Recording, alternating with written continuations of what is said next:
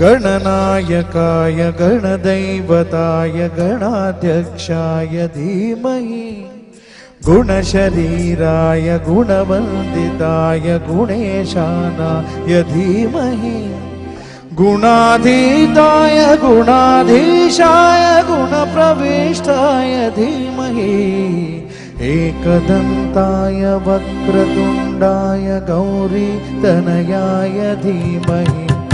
गजेशानाय भालचन्द्राय श्रीगणेशाय धीमहि एकदन्ताय वक्रतुण्डाय गौरीतनयाय धीमहि